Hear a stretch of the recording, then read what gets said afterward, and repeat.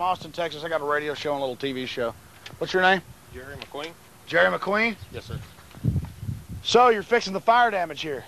Yes, sir. Boarding up the windows and doors. So you're boarding up the windows and doors? Yes, sir. From Army Special Operations Command's work? Yes, sir. Securing it so that way no vandalism or anything. You're securing it so no vandalism. Well, they still tear things up. So. Oh, I understand. No, we appreciate what you're doing. Just a few more questions if you have the time. I understand you're busy. Did you actually see Army Special Operations Delta Force? I seen some of it. That was it. What color were their uniforms? I don't recall. It was dark from a distance. From a distance, you really couldn't make out their black uniforms very closely. Yeah, it's kind of hard. All different types of helicopters, or just mainly one type? Mainly one type that I'd seen. Was that Black Hawk? I'm not sure. I don't know. Larger helicopters? Medium size, I'd say. Medium size. Were the police working with them in these exercises? They had the streets blocked off. Basically, this is a brick building, so the flammable things burned. Yes. Just like wood and things like that, I guess. So basically, this building is burnt out on the inside? Yeah, basically. Yeah. So it's just the things that are charcoaled on the inside. Did the military come around here afterwards and clean up all the shell casings and things? I'm pretty sure they did. Did you hear weapons fire? Yes, we heard machine guns, or we heard weapons. You heard machine guns and explosions? Yeah, there's explosions. Could you see the explosions or just hear them? You can just hear them. Can you, I know... I need to oh, yes, go sir. back to work here. Yes, sir. Thanks for your time. All right. Keith, you go around inside while I keep it diverted, and I'll get us some of the fire damage footage. Sure, give it a shot.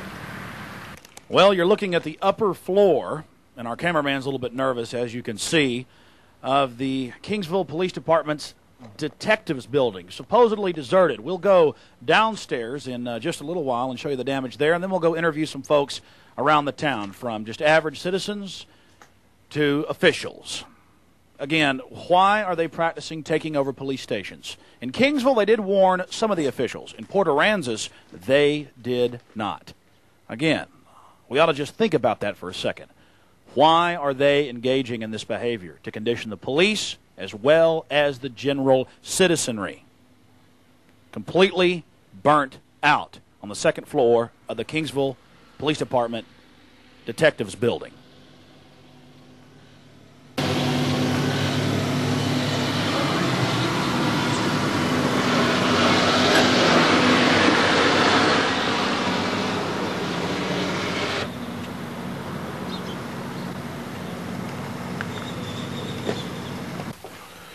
Well, here we have it, where they've blown open the door and the ransacking. They've come in and pulled out all the fire damage and put up new plywood over there, as you can see. That's where they came through the windows.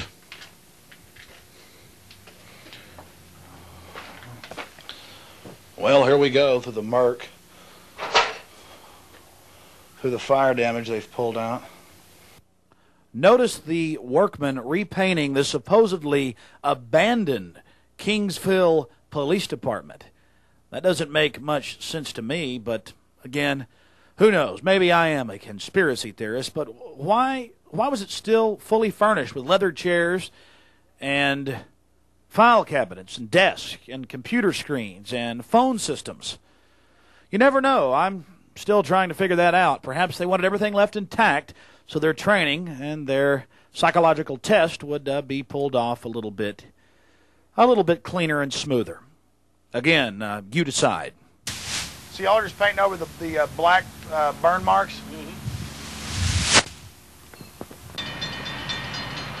Delta Force munitions, a solid ceramic slug used to blast open doors.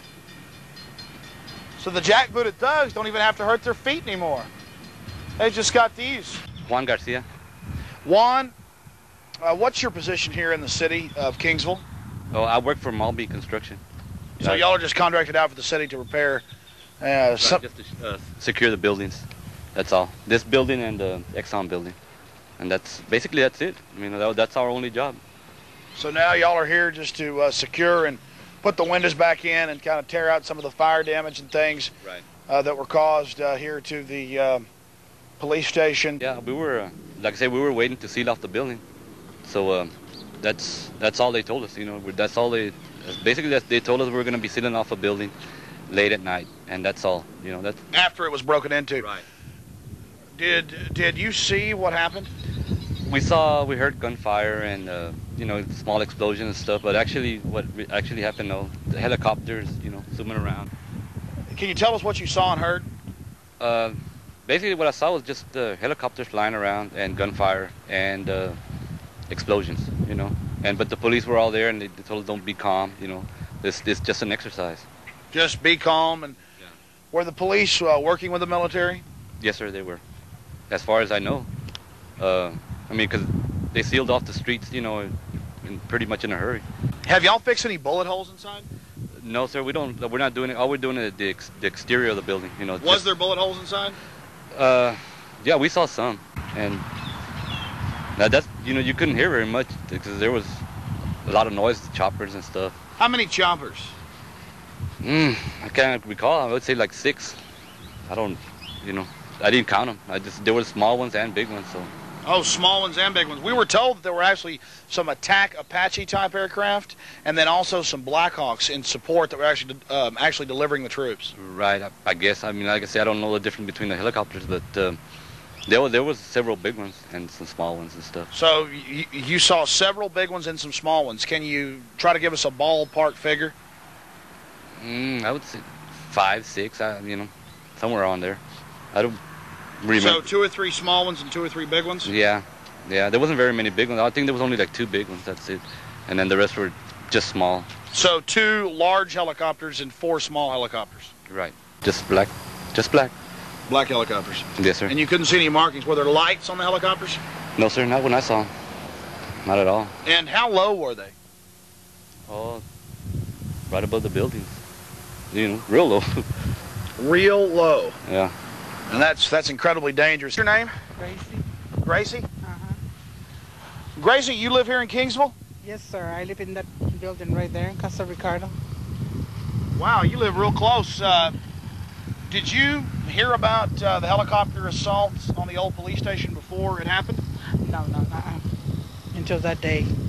There were all these over there and right there. I'm sorry. No. And all that time, you know, there'd be no, you know, just around us like that. And basically, were you at home when you heard the explosions? Well, for a matter of fact, I had gone for a walk, and I sit, and then when I got here, Poor thing, you were actually out here. I sit on the bench, and then I got scared because, you know, because of the noise. It was so terrible and too loud, you know. What'd you see? What'd you hear? Well, they were throwing some bombs, you know, bombing. Grenades? Yeah, and some. I think they were using some rifles too, and the other kind of rifles, you know, the one used stuff like that. Ladies and gentlemen, Gracie lives in Casa Ricardo, approximately 250 feet from the Kingsville Detectives Building, the police department. Casa Ricardo is a nursing home, an old folks' home. This lady's out for a walk, and suddenly black helicopters, men in uniforms running around firing automatic weapons. Now tell me that is not pure insanity and total disregard for the public's safety. Let's continue with the interview. Just, you know, going back and forth and doing the same thing, you know, but I just couldn't see anything else because I was so scared. I went back to my apartment, and you know. And so you were out walking, and you actually. Well, I think it started when I got from my walk. I'm not really too sure. What'd you see in here again? You were saying. I went back to my apartment because I was so scared, and I got out from there because I could still hear the noise. You know, it was too loud and too fast. Just how about or? Yeah, of everything. You know. I think they were doing everything on the same time. Explosions and firing. And everything on the same time. And then I saw one getting down from a parachute and way over there. You're kidding. Yes, I did. What kind of uniforms were they in? I couldn't barely tell. You couldn't really see them in the dark. Yeah, it was dark, so it was no. Well, maybe it's Black uniform? or green or something like that. Like the ones that they have, the men from the National Garden. I think they're the same. I can barely tell, and I can barely tell if they were wearing something like that, like his, or I really couldn't tell. But I saw one. What about the helicopters? Well, the helicopters, I don't know. I haven't seen them, so close. They were so big, and What just color? flying. Well, they look like blacks. I couldn't barely tell. Maybe they were black. I don't know. No flashing lights on them or anything? I'm afraid they were. Between it was 7 to 9 in the evening, 7 to 9, and it was a fire, but I don't know where. I think it was in that building. They've already painted over it. Yeah. Wasn't it all black this morning? Yeah, it's been all these days like that. I think they fixed it up.